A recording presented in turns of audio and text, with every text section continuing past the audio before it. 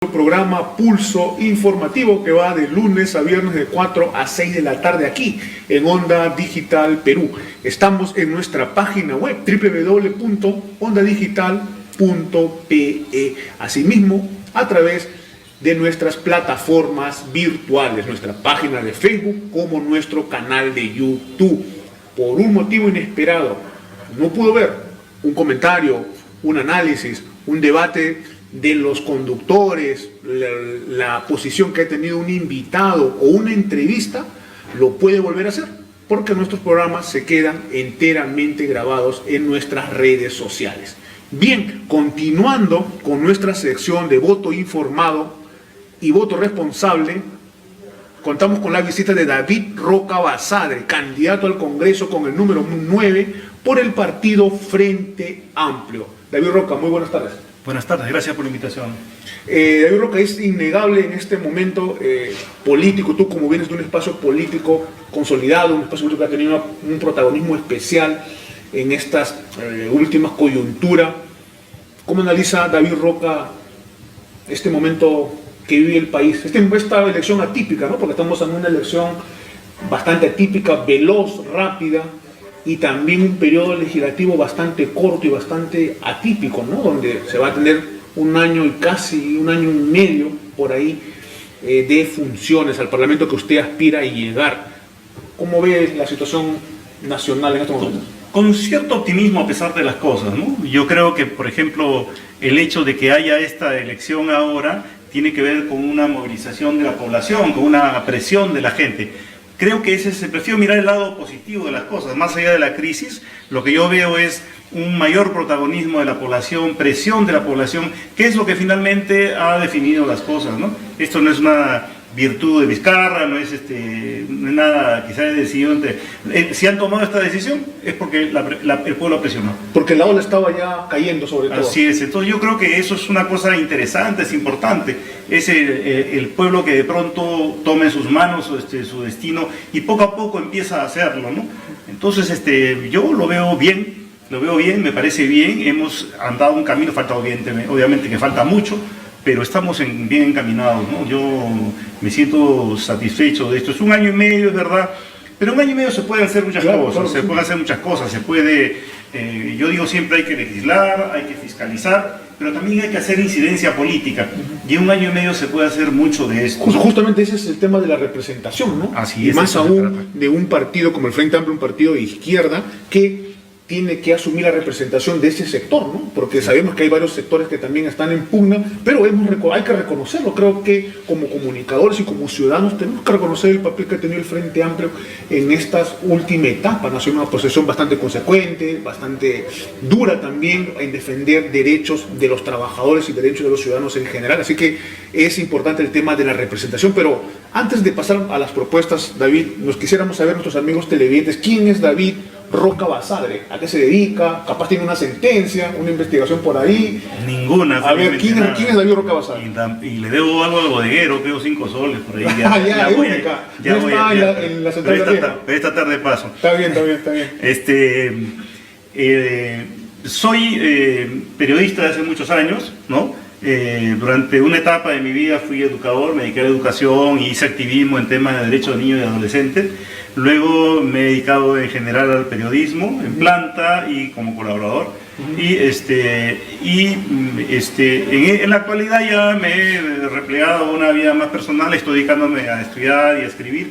Estoy trabajando varios textos, varios libros, he publicado algunas cosas. Hace poco publiqué una pequeña crónica sobre el tema del abajato en el Congreso. Que es un libro que está a la venta por ahí, porque hubo una anécdota ahí tremenda sobre cómo obstaculizaban a la minoría de la Comisión de Abajato, encabezada por el único en realidad, el congresista Humberto Morales, claro.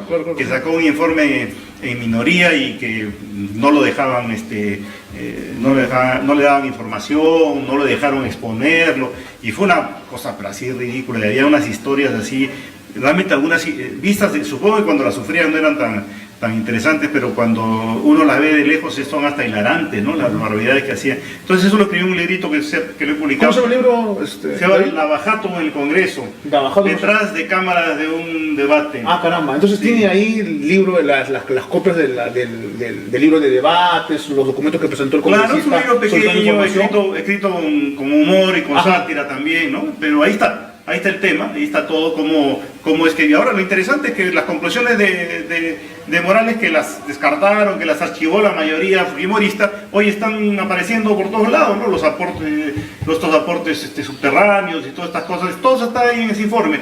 Eso es lo más interesante de todo. La historia lo ha reivindicado Morales, como también hace algunos años la historia ha reivindicado a Pari, ¿no? Que también tuvo una posición... Ha habido varios, ¿no?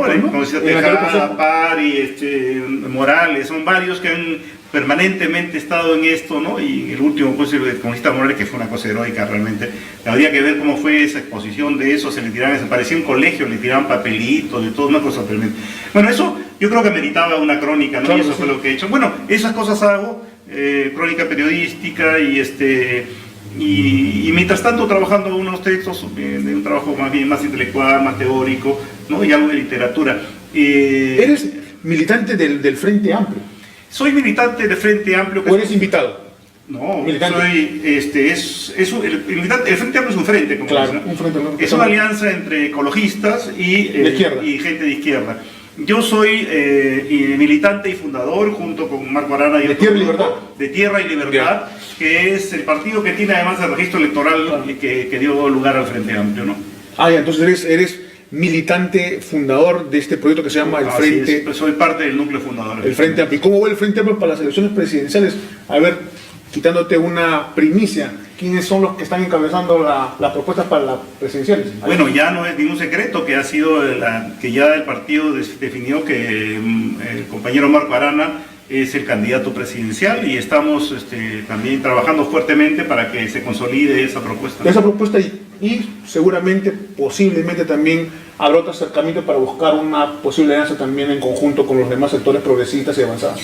Eso se verá en el camino, ¿no? Por el momento es lo que hay y todavía falta un tiempito para eso y eso se va a ver en el camino. Creo que estas elecciones también acaban a indicar un derrotero. Claro, porque don Marco Arana justamente ha señalado eso, ¿no? Que no están ninguna posibilidades de conversaciones anuladas, solamente le está poniendo, creo, a algunas personas sí con algún cuestionamiento, pero ha dicho que los espacios de izquierda tienen que de alguna manera conversar y entenderse, ¿no? Tiene que conversar y entenderse y ver qué pasa. También es un mito eso de que la izquierda unida porque se une, simplemente va a hacer esto, ¿no? Si uno no tiene llegada a la población, si uno no tiene predicamentos, si uno no tiene un discurso que empate con la demanda de la población, entonces puedes unirte con quien quieras y no va a pasar nada. Puede ser un sueño, una entelequia, la unidad unida. Yo creo que sí, ¿no? Yo creo que sí, que sobre todo se trata de un discurso claro, definido, del lado de la gente y desde la gente, y eso es lo que puede salir adelante, ¿no? Organizado, orgánico, claro. Qué bien. David Roca Reyes es un ecologista, es una persona vinculada a estos temas y de hecho seguro que van a hacer también sus propuestas que va a llevar adelante al Parlamento. ¿Cuáles son las principales propuestas de David Roca? A ver, yo tengo 3 propuestas claramente, para acordarme acá que había notado. Sí, claramente sentadas en la preocupación que yo creo que es la principal. Y voy a explicar por qué creo que es la principal. Porque yo creo que lo que más nos debe preocupar es nuestro hábitat, donde vivimos. Yo creo que ni para la derecha emprendedurismo y capital, ni a la izquierda lucha de clase, lo que fuere, nada de eso funciona si no tienes un hábitat sano, si no estás en un lugar en el cual puedes vivir y estás bien, ¿no? Si no tienes la fuente de vida cuidada. De que toda discusión se acaba si eso se murió, ¿verdad? Cierto. Y tanto lo principal es eso, lo que va a cuidar el hábitat, y a partir de eso ya construye tu discurso y habla de lo demás. Tanto así, David, permíteme la interrupción, que la Iglesia Católica ha respondido no solamente con una encíclica, la Laudato Si, sino también con un sínodo panamazónico para tocar el tema ecológico. Así es, y yo de recomendable lectura además la encíclica del Papa, Laudato Si, que abre muchas puertas y enseña muchísimas cosas y que desafortunadamente sectores conservadores de la misma iglesia tratan de esconder y apañarte. Yo recomiendo muchísimo la encíclica del Papa Laudato Si, yo creo que es importante lectura para todos, ¿eh? Sobre lo que yo estaba diciendo dentro de esto y en el marco de los días, hay un tema gravísimo y es que estamos consumiendo alimentos envenenados en Lima. Los valles que aprovisionan a Lima están siendo regados con plaguicidas de alta toxicidad y eso nos lo comemos todos los días. Y esto ha aparejado más con el crecimiento de cáncer en nuestra ciudad. Entonces, yo he podido ver estos cultivos, he estado allí, me ha acompañado técnicos que son especialistas en el tema. Y lo que hay que hacer es preguntarle a SENASA qué es lo que hace para evitar este tipo de cosas. Hay que prohibir, yo creo que eso sí, legalmente determinados la importación de esos, la importación de estas cosas y su uso además, y reemplazarlos por insumos orgánicos, ¿no?, que podemos tener a la mano además, ¿no? ¿Qué pasa con el Ministerio de Agricultura? Has tocado el tema de SENASA. ¿Qué pasa ahí? ¿No hay un ente adscrito al ministerio que desarrolla justamente la fiscalización de estos? SENASA precisamente, pero que yo sepa es inefectivo lo suyo, porque yo cada vez que salgo a ver esos campos están todos regados. Sí, yo sigo viendo a la gente que está regando con esos venenos, ¿no? Y están a la vista, ¿no? O sea, ni siquiera se esconden, ¿no? Y eso viene a Lima, y eso comemos, ¿no? Entonces, eso es gravísimo y nos estamos muriendo lentamente, ¿no? O lo enfrentamos de golpe, o esto nos puede cada vez ponerse peor, ¿no? El otro tema que tengo es el de algo que suena chino cuando uno lo pronuncia, que es la obsolescencia programada, pero quizá ustedes ya van a explicar qué significa obsolescencia. No, por favor, programada. Sí. Obsolescencia viene de obsoleto. Obsoleto significa que ya no se puede usar, ¿no? Ocurre que los aparatos que compramos, el celular, por ejemplo, como ¿no? O muchas de las cosas que usamos, están ya fabricadas para tener un tiempo de duración. A pesar de que la tecnología permite que tenga larga duración, se fabrican con escasa duración. Esto ya es motivo de preocupación de Naciones Unidas, ¿eh? Hay legislación en países como Francia, por ejemplo, que ya están tomando la delantera en esto. Y esto es un problema grave porque genera muchos problemas. Uno, para el bolsillo del comprador, que tiene que estar comprando un aparatito cada cierto tiempo, cambiando de mesa de refrigerador. Los más viejos se acordarán que heredábamos la refrigeradora, la congeladora, la radio de nuestros abuelos, claro. ¿No? Hoy se bota todo, Y esto es gravísimo, no solamente porque afecta el bolsillo de las personas, sino que además, a la hora que se acabe ese aparato, se arroja y genera basura. Entre nosotros eso es grave. Imagínense, en los países más desarrollados eso es peor, ¿no? Los países más ricos eso es peor, no, montañas. Incluso han dado maneras de llevar su basura sí, hacen huecos en otros países, en África, qué sé yo, agarran y a algún dictador por ahí le pagan por lo bajo y logran y convierten esos países, eso pasa en Ghana, por ejemplo, ¿no? Y convierten esos países en grandes basureros. Eso es tremendamente dañino. Y además, para fabricar esto obviamente hay que hacer huecos, porque se sacaron una serie de minerales, metales, qué sé yo, y eso significa mayor extractivismo, o sea, mayor depredación del territorio, como lo que está ocurriendo con nosotros, ¿no? O sea que el daño es gravísimo y tenemos que enfrentarlo. ¿Qué hay que hacer entre nosotros? Nosotros no fabricamos muchas de estas cosas, tenemos que controlar que llegue. Naciones Unidas hace recomendaciones para los países que no tenemos un gran desarrollo industrial, esas cosas. Entonces nos dice, ¿qué nos dice Naciones Unidas? Nos dice, tenemos que evitar justamente ir por ese camino, para que en primer lugar, nosotros, por ejemplo, tenemos muchas de estas personas que arreglan aparatos, técnicos. Estos técnicos ahí que no se les considera mucho, hay que tecnificarlos, hay que hacer que esas profesiones, por ejemplo, tengan un mayor espacio, hay que darle del Estado la posibilidad de que mejoren su trabajo y podamos entonces tener esos aparatos que duren más, ¿no es cierto?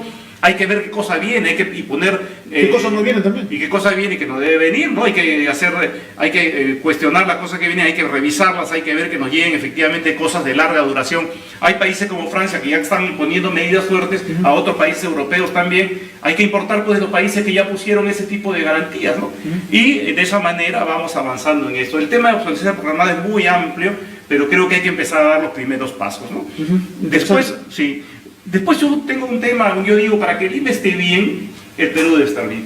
Entonces yo creo que este es un tema ecológico también, porque es un tema que no se ha visto desde ese ángulo, es un tema que hay que verlo desde el ángulo de lo que es población y ocupación de espacio. Correcto. Entonces en ese caso Lima pues, está sobrepoblada, ¿no? Y el resto del país se empieza a vaciar. Hay un país vacío, hay un Perú que se empieza a vaciar. Totalmente. Entonces hay que descentralizar desde las regiones, empoderar a las regiones. Y acá yo digo hay que plantear un shock de inversiones tanto de lo privado como del Estado, Me dirán, eso está prohibido por la Constitución. Y habría que reformar Hay que cambiar la Constitución, pues porque para hacer estas cosas se necesita cambiar la Constitución, ¿no? Esas son más o menos las principales propuestas que tendría. No voy a agrandar más porque de repente ya se van a confundir. Pero no, y finalmente, David Roca, has hablado de un tema bastante especial del debate, ¿no? Del debate actual en varios espacios, no solamente de los espacios llamados progresistas, de izquierda o alternativos, que es el debate de una nueva constitución. Mucho de las demandas que estás planteando chocan definitivamente con intereses transnacionales, con intereses empresariales y con lobbies que se ha visto que han estado viviendo porque habían millones que llegaban a cabezas de lista, a cabezas de partidos políticos. Estamos en un momento constituyente para plantear reformas de otro tipo. Obviamente, si las leyes si las propuestas que he planteado ahora le parecen razonables, creo que lo son. Claro, y quien me esté escuchando probablemente lo sienta, se darán cuenta que para que todo esto camine hay que cambiar la Constitución. Entonces no es que uno sea loco y diga hay que cambiar la Constitución porque sí, es que hay que cambiarla porque necesitamos cosas que con esta Constitución no se pueden hacer, ¿no? No se pueden hacer. Permítanme hablar, por ejemplo, del tema de lo que es ahora un tema coyuntural, que es el tema de transporte de colectivos, por ejemplo, ¿no? Claro. Entonces tenemos todo el transporte colectivo en manos privadas. Manos privadas. Y entonces, ¿qué pasa? Por ejemplo, a mí lo más escandaloso me parece esto, ¿no? Hay un montón de carros colectivos piratas, efectivamente, que transcurren al lado del metropolitano. El lado metropolitano podría no haber carros piratas en ese lado si, por ejemplo, se pusieran líneas formales en ese largo trayecto. Claro, pero el contrato con el metropolitano es de exclusividad en esa línea. O sea, el único que puede usar esa línea, esa ruta, es el metropolitano. Entonces, claro, ¿qué estás haciendo? Estás abriendo la puerta a las piratas, por favor. Es un monopolio, ¿no? Obvio, porque el metropolitano no se da abasto. Entonces, ahora, ¿qué pasa? Que esas líneas tienen que estar manejadas por la municipalidad, porque ya hemos visto, le estamos dando un subsidio al metropolitano, por ejemplo. Sí. Yo preferiría que ese subsidio fuera para que hubiera rutas, por ejemplo, nocturnas, muy nocturnas tarde, o rutas o de conexión de zonas bastante de zonas alejadas con poco público que no son rentables, ¿no? Pero que hay gente que tiene esa demanda. Entonces atender esas cosas, ¿no? La atención nocturna y las zonas alejadas que no tienen mucho y que donde se funciona obviamente a pérdida. Preferiría usar ese dinero que se usa para el subsidio para ese tipo de cosas que para estar llenando el bolsillo de un privado que no nos va a atender como debe, ¿no? Correcto. Bien. David Roca, tus palabras finales a nuestros televidentes y amigos. Creo que hoy en día el tema principal, y creo que lo estamos viendo a través de asuntos como el cambio climático, son justamente los problemas ambientales, el problema de cuidar nuestro hábitat, el problema de cuidar el sitio en que vivimos. Yo quiero ir al Congreso por este año y medio, y a propósito, por un escaso tiempo, no es una gran ambición la mía la ir al Congreso, porque creo que en este espacio puedo hacer incidencia política y puedo ayudar a que nuestros conciudadanos entiendan la importancia de que es cuidar el hábitat.